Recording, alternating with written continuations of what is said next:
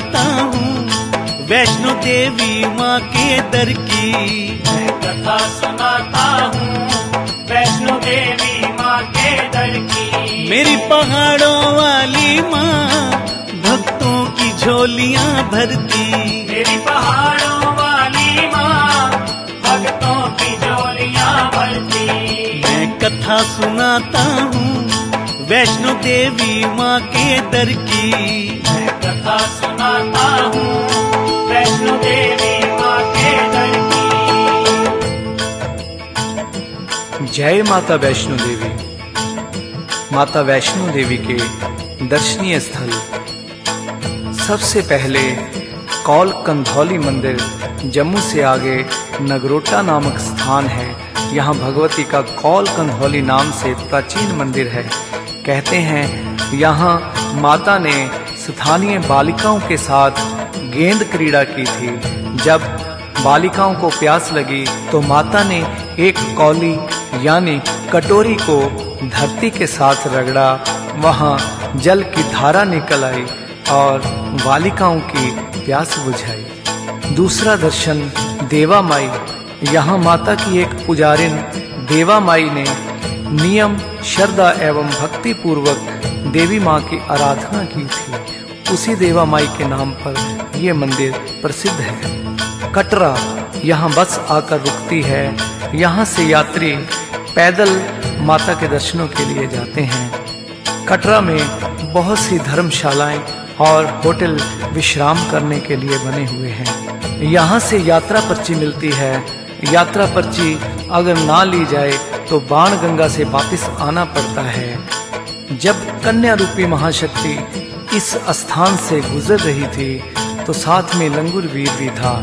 चलते चलते लंगूर वीर को प्यास लगी तो देवी ने बाण मारकर गंगा प्रभावित कर दी और अपने प्रहरी की प्यास बुझाई। उसी गंगा में माँ देवी ने अपने बाल धोए और संवारे, इसलिए इसे बाल गंगा भी कहा जाता है। इस बाल गंगा में स्नान करने से बड़ा पुण्य प्राप्त होता है। चिंतामणि मंदिर, यहाँ से त्रिकूट पर्वत की चढ़ाई प्रारंभ होती है। कटरा से माता के दर्शनों को जाते समय यात्री इस भव्य मंदिर के दर्शन करते जाते हैं। चिंतामणि ट्रस्ट द्वारा एक धर्मशाला का निर्माण भी किया गया है। आगे दर्शनीय दरवाजा है। पुल से गुजरकर बाण गंगा को पार करना होता है। आगे पक्का मार्ग है, सीढ़ियों का रास्ता है, घोड़े खच्चर आदि भी जाते हैं। आगे चलकर चरण पादिका मंदिर है। यहाँ माता के चरणों के दर्शन हैं। और आगे चलकर आदि कुंवारी मंदिर है। फिर आगे माता की गर्भजून गुफा के दर्शन हैं। आगे हाथी मत्था की चढ़ाई है। सांझी छत से आगे माता वैष्णो देवी की परम पवित्र गुफा के दर्शन हैं।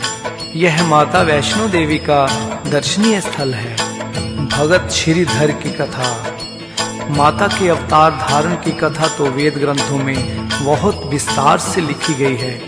इसका हम विस्तार नहीं कर रहे हैं, लेकिन एक कथा जो श्रीधर भगत की है हम आप भक्तों को सुनाते हैं। सबसे पहले श्रीधर ने वैष्णो माता के इस स्थान की पूजा करनी आरंभ की थी। कटरा से लगभग 2 किलोमीटर दूर हंसाली गांव है। श्रीधर जी इसी गांव के निवासी थे।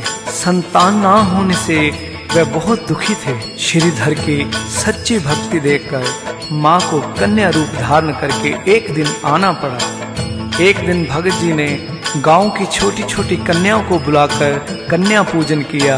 उन्हीं में जगन माता भी कन्या बनकर आ गई। भगत श्रीधर की दृष्टि उस महादिव्य रूप कन्या पर पड़ी तो भगत जी विस्मय में डूब गए, क्योंकि यह कन्या उन्होंने पहले कहीं देखी नहीं थी। बाकी सभी कन्याएं दक्षिणा लेकर चली गई, पर वह कन्या वहीं बैठी रही। श्रीधर जी ने उस कन्या से कुछ प्रश्न करना चाहा तो कन्या पहले ही बोल पड़ी। कन्या ने कहा, आप एक विशाल भंडारे का आयोजन कीजिए। आसपास के सभी गांवों को आदेश दे आओ कि हमारे यहाँ दोपहर को महान भंडारे का आयोजन किया जा रहा है। इतना कहकर कन्या लुप्त हो गई। श्रीधर जी विचारों में डूब गए। आखिर ये कन्या कौन थी, हो न हो यह जरूर कोई शक्ति थी।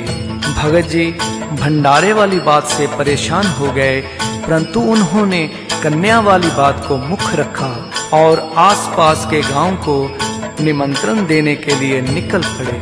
श्रीधर जी आदेश देने एक गांव से दूसरे गांव जा रहे थे, तो मार्ग में उन्हें एक साधुओं का दल मिला। तो श्रीधर जी ने साधुओं को प्रणाम किया और साथ में भंडारे में पधारने के लिए कहा। भैरवनाथ जी और उनके 360 चेले दूसरे दिन श्रीधर जी की कुटिया में आ पहुंचे। श्रीधर जी चिंता में डूबे बैठे थे, तो उसी समय वही दिव्य कन्या प्रकट हो गई। तो कन्या ने श्रीधर जी से कहा, जाओ जाकर योगियों से कह दो कि कुटिया में प्रवेश करें। तो भैरवनाथ ने कहा, हम इतने सारे इस छोटी सी कुटिया में कैसे प्रवेश कर सकते हैं। तो कन्या ने कहा, आप चिंता मत करो, आप प्रवेश कीजिए। जब साधुओं का सारा दल उस कुटिया में बैठ गया, तो कुटिया में फिर भी बैठने के लिए जगह बच गई। तो भैरवनाथ सोचने लगा, ये कन्या कोई मामूली कन्या नहीं है, ये तो कोई शक्ति है। भैरवनाथ ने उस कन्या की परीक्षा लेनी चाहिए। जब कन्या सभी भक्तों को भोजन परोस रही थी, तो भैरवनाथ ने कहा, जो ये सारे भक्त भोजन कर रहे हैं, ये भोजन हमें नहीं चाहिए। तो कन्या ने कहा, आपको क्या चाहिए। भैरवनाथ ने कहा, हमें तो मदिरा और मांस चाहिए। उस दिव्य कन्या ने कहा, यह एक ब्राह्मण के घर का भंडारा है, यहाँ वैष्णव भोजन मिलेगा, यहाँ मांस और मदिरा नहीं मिलेगी। तो भैरवनाथ ने क्रोध में आकर उस कन्या को पकड़ना चाहा, तो कन्या अंतर्ध्यान हो गई। भैरवनाथ ने योग विद्या से देखा कि कन्या पवन रूप हो त्रिकूट पर्वत की ओर जा रही है। भैरव ने पीछा किया, वह कन्या दर्शनी दरवाजा, बाण गंगा, चरण पादिका आदि स्थानों से होती हुई आदि कुंवारी वाले रास्ते गर्भजून में प्रवेश कर गई। गर्भजून में कन्या महाशक्ति ने 9 महीने विश्राम किया। गर्भजून से निकलकर अंत में कन्या मुख्य गुफा में प्रवेश कर गई। माता ने लंगूर वीर को पहरेदार बना करके खड़ा कर दिया। जब भैरव अंदर जाने लगा, तो लंगूर वीर ने उसे रोक लिया।